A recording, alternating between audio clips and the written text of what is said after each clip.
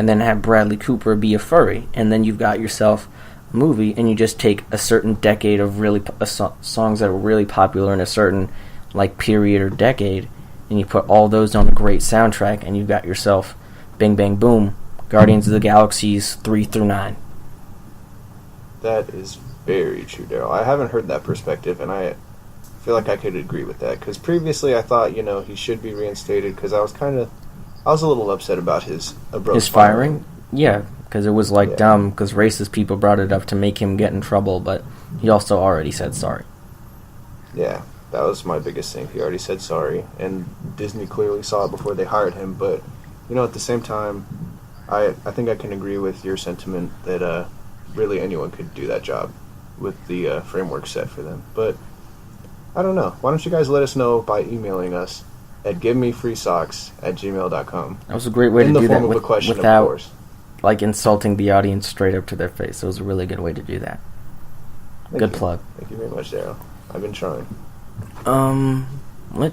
Do you want to go to... No, let's keep talking about movies. I was going to see if you wanted to go to questions, but let's keep talking about movies.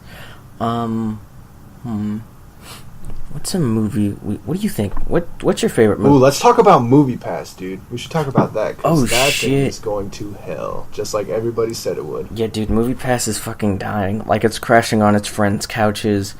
It's, begging for change in the subway. It's, it's, selling its blood to stay alive. MoviePass really awful. Is down and out. It's going exactly where everybody said it would go. And even though everyone already knew that, people are still saying, "Ha, I told you so," which is kind of annoying, but whatever. Yeah, it's shitty. We were getting, cheap as fuck movies and unlimited movies, right? Even if it was gonna fail, we should have all just ridden that thing out. That's a great wave to write, I lose nothing if MoviePass collapses, because I can afford a movie ticket, but it's still, a pretty convenient-ass service. It's a great service. Super convenient, super great. But not sustainable whatsoever. They lose literally $5 every single time I see a movie. Every single time I see a movie, MoviePass goes further into the red by $5 physical dollars. Because I pay $10 a month. If I go see, and you're allowed to see 4 movies a month on the new thing. I'm a grandfathered in member, so I get to see a movie a day. So. Yeah, so even if I was on the 4 movie thing, that's, 4 times 15 is 45. That's $15 extra dollars. That's $20 extra dollars. 15 is 60, but yeah, I get it, Daryl. Yeah, that's money that they just straight up lose every single time I use. They do, and they knew that. They knew that going into it. There was no way. I heard that they knew that it was an unsustainable business model concept. Yeah, business model, but that they were just going for analytics. They just wanted people's movie going analytics to sell those for whatever reason. Maybe MoviePass was just sort of the fucking cover, and they're gonna launch a whole other streaming service where they pirated all the movies people saw on MoviePass, but you can stream it through MoviePass Live, and it's gonna be straight to your phone, and all you have to do is pay $10 a month, and you get all the movies in theaters. I don't know about that. But because you're not buying tickets, they save all the money because they're not spending any money. They stole these movies. It's going to be MoviePass underground. Yeah, you can only access it on the dark web. It was a front, Aaron. It was a front for all their illegal dealings in businesses. Wow, that's a crazy, crazy wild theory, Daryl. You know where else I would like to hear crazy wild theories? At givemefreesocks@gmail.com.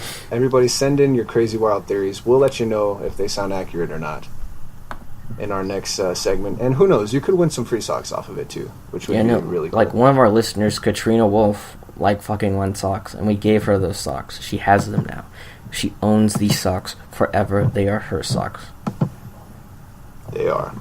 They're pretty cool socks. Yeah, she didn't even have to pay shipping and handling.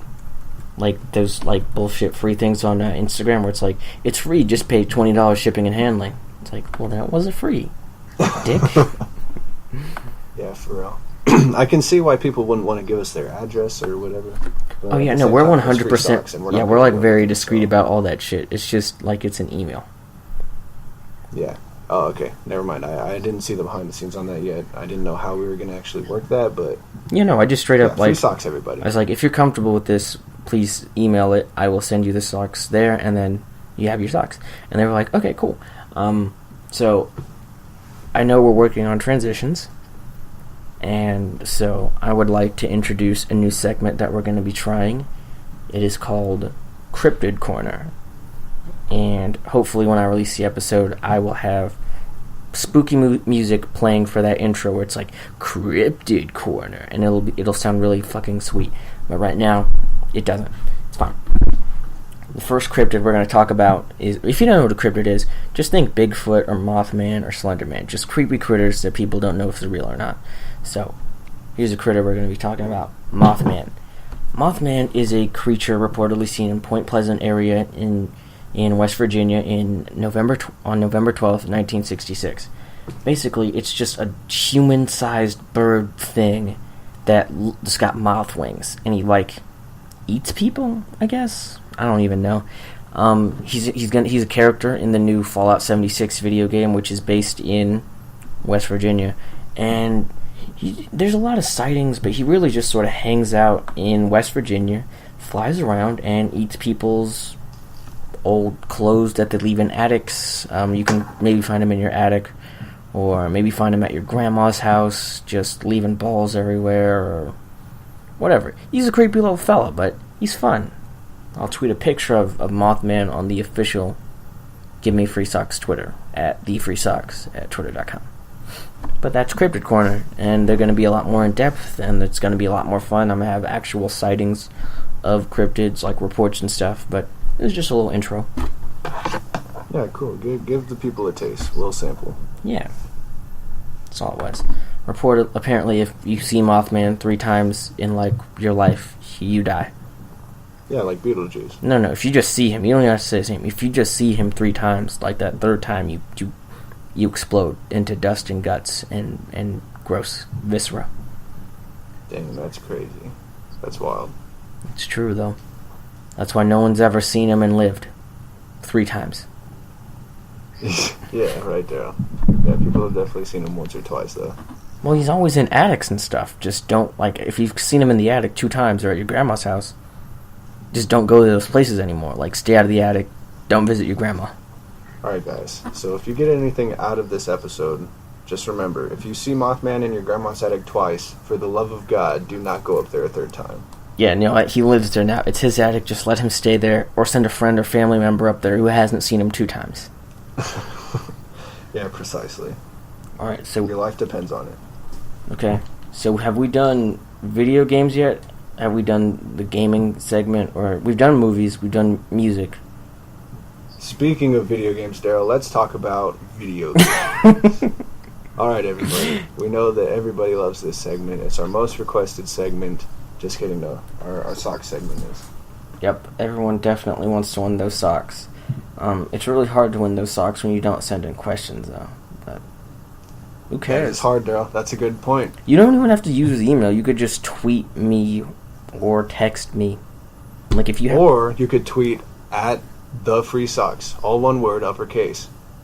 That is true. And we'll put in your question, and it'll be really cool. So just let us know. But with that, video games. Let's talk about games, Daryl. So, what you been playing lately? I've been playing a lot of No Man's Sky ever since they released the new update, No Man's Sky Next. I know. Are you playing it on PS4, or are you playing it on Xbox now that it's out on Xbox? I got it for Xbox. As soon as I heard about the update with co-op and multiplayer and the reskins of the world and how everything's just a lot better and more playable and tenable, I was like, yeah, I'm in. Because I've been watching this game for a long time, and as soon as I heard procedurally generated planets and 18 quintillion planets, I was like, yeah, I'm in. You have my money. And then I heard all the bad reviews, and I was like, let's see if they fix it, and then you have all my money.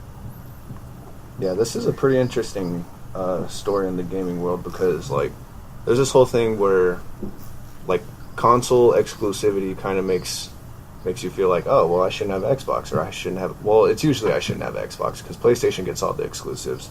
Yeah. But in this case, it's PS4 got it early when it was a crappy game, but now that No Man's Sky is a good game, it's on Xbox. So it's I mean, we kind of got the better deal by getting a better game. Yeah, in the first PS4 place. just got a $60 beta, and now Xbox has a $50 full game. And it's only $20 on PS4 now, which is like hilarious because the update's free. Oh wow! Yeah, Well, that's good for all the PS4 folks. yeah, no, like that would have really sucked if they had. Yeah, the update's free, but it's like $20 now on PS4, but it's $50 on Xbox. Kind of makes sense though, because it's brand new to Xbox. Yeah, but yeah, it's like the biggest game in the world. Like every planet is like actual planet size, and it just keeps rendering and rendering. Like, and whenever you discover something on each planet, you get to name it, and it's your discover. Like you're the first person to land on this planet and discover it. And so when you name something, everyone in the game has to deal with what you named it. So I've been naming whole star systems just stupid shit. So other people have to deal with it. Like, I named a whole galaxy, like, trash system. This system is trash. I named, like, there's an ice planet, and I named it hot. And I forgot I named it hot, and I thought it was, like, a really hot planet. And I went there. It was, like, That's ice. I was like, funny. oh, I'm an idiot. I tricked myself. I'm such a fucking moron. Oh, jeez, that's funny. How much time do you think you put in this game, Daryl? I played it for about 9 hours, but like traveling from planet to planet takes maybe about a few minutes with the hyper boost.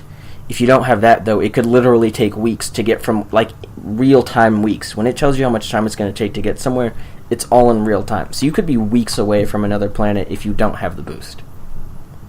Jeez, that sounds like a real pain. But it's really easy to get the fuel or whatever, so it's not like you have to do anything crazy. There's always asteroid fields where you can just shoot them with your laser, and then you fuel up like right then and there. So you never have to worry about that, but it's like, if you didn't have it, the game is big. It's not pretend big. Like, you know, GTA is huge, but it's like only a few miles. Like, everything's only within like 5 or 6 miles of each other. Yeah. Like, this game, it's like actually real-time huge. Which I think is really... wild. It's like a really fun game. Me and Owen both have it. You should check it out. Yeah, I know. That's what I was about to say. And even then, I believe it wasn't previously a multiplayer game, but now you can play with your friends, right? Oh, yeah, no. Before, they wanted it to be like an exploration game. It wasn't meant for co-op. It was meant for, like if you saw another player, it was supposed to be like a random fluke because the game's so big, you could play it for a year and not run into anyone. But people complained about it a bunch, and they were like, okay, we heard you. You can play with your friends. And also, I guess there was a limit on how big your base could be. Like, how big the actual thing that you lived in could be. And so now it's unlimited base building. So you can make it as big as you want. You can play with up to 4 friends in one game. And it's really, really fun. Like, it's like adult. I'm trying to get Cam to get it, but he said he'll only get it if Billy gets it. So. Yeah, well, that happens. It's always great to hear about a game where the developers listen to the community and make it a better game. I've also been playing a lot of Monster Hunter, and I just got Attack on Titan 2 because I traded in a bunch of old games. So I got it for I didn't pay any money, I just used my store credit. Oh, that's pretty cool. That's not the kind of game I could talk about, but if you want to tell the viewers about it, that's your call. It's pretty cool. If you ever heard of the anime Attack on Titan, you know it's like about a bunch of people fighting these giant humanoid monsters who eat people, and basically they fly around with this cool Spider-Man-like gear and then chop them up in the game. And so basically it's like this huge, it also has a pretty impressive world destructive engine, so when the Titans crash into buildings or whatever, the whole part of the building gets leveled, which I think is pretty, I like it when games have that. It adds a level of realism, and they're it's pretty fun taking out Titans because it's very easy. You can take apart certain body parts, so you immobilize them, and then you kill them by cutting off their neck. Jeez, that's pretty brutal there, Daryl. Yeah, but the mechanic for getting around is a lot like Spider-Man. You sort of zip and boost everywhere, and it's pretty interesting. If you've seen the show, it's pretty much like the game, but with this sequel, you're not playing as the characters in the show. You play alongside them as your own character. So they introduced a whole new character, and it's a new storyline, but you also play along in parallel with seasons 1 and 2. So you still play through the OG things from season 1, but you also go through season 2.